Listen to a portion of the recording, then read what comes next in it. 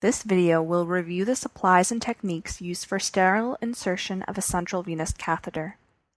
We will cover sterile preparation for all lines up until the point of actual insertion.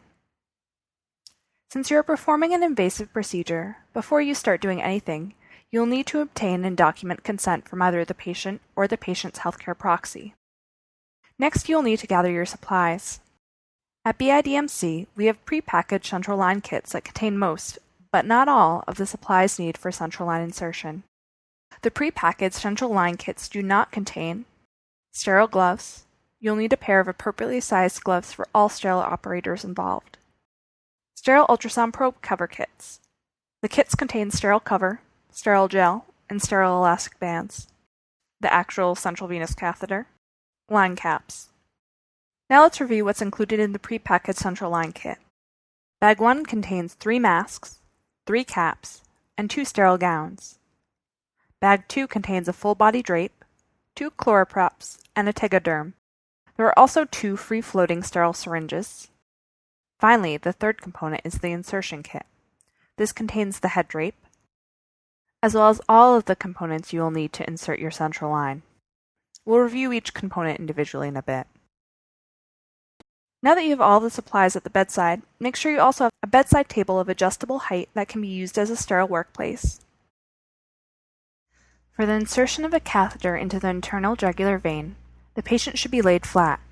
If the patient cannot lie flat, you may want to consider an alternative insertion site, such as the femoral vein. Place the patient in Trendelenburg. This is to increase venous pressure. You will be at the head of the bed for the procedure. IV poles can be collapsed and the headboard may be removed to make room. You will also adjust the height of the bed.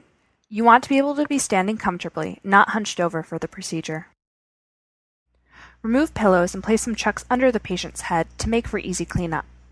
Next, as reviewed in the ultrasound video, position the patient's head and use the ultrasound probe to identify the internal jugular vein and ensure that the patient's anatomy is compatible with line insertion. Open up the second bag's contents on the adjustable table. This will create a sterile field on the table. You can open up and drop the line on this field, as well as the sterile ultrasound probe kit.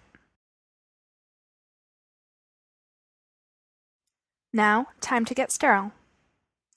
Place on the cap and mask with eye protection. All people in the room, even observers, should be wearing cap and mask. Be sure to clean your hands. Put on your sterile gown. If you have an assistant, they can help you fasten the gown. But if you're the only one in the room, there is a way to put on the sterile gown independently. When you remove the gown from the pouch, find the 2 ends of the fasteners that will go around your neck. Hold these in each hand and unfurl the gown directly in front of you. Fasten the gown around your neck and then find each sleeve opening and put your arms through. You can use your hands within the sleeves to help pull up each sleeve. Don your sterile gloves. It is very important you maintain the sterile field throughout the procedure. If at any point you or a piece of sterile equipment comes in contact with non-sterile material, the procedure must be paused until sterile field can be reestablished. Now, time to drape the patient. There are 2 drapes, a drape for the head and a body drape. The entirety of the patient's body should be covered in sterile drape for this procedure. The body drape will be placed first.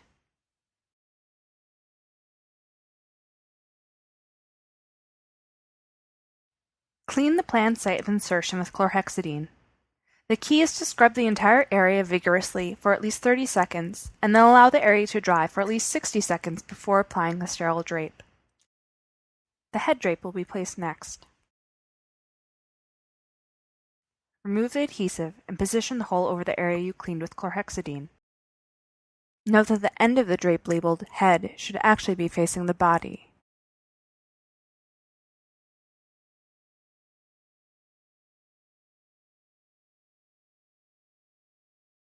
Now stick the adhesive to the skin and expand the drape, with the longest part extending over the head of the bed.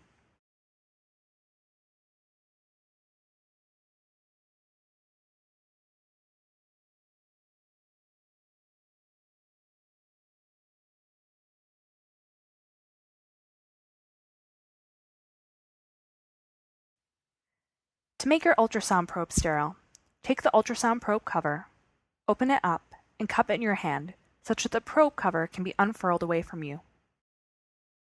Have your assistant squeeze gel onto the vascular probe and then drop the probe head into the sterile cover you have cupped in your hand.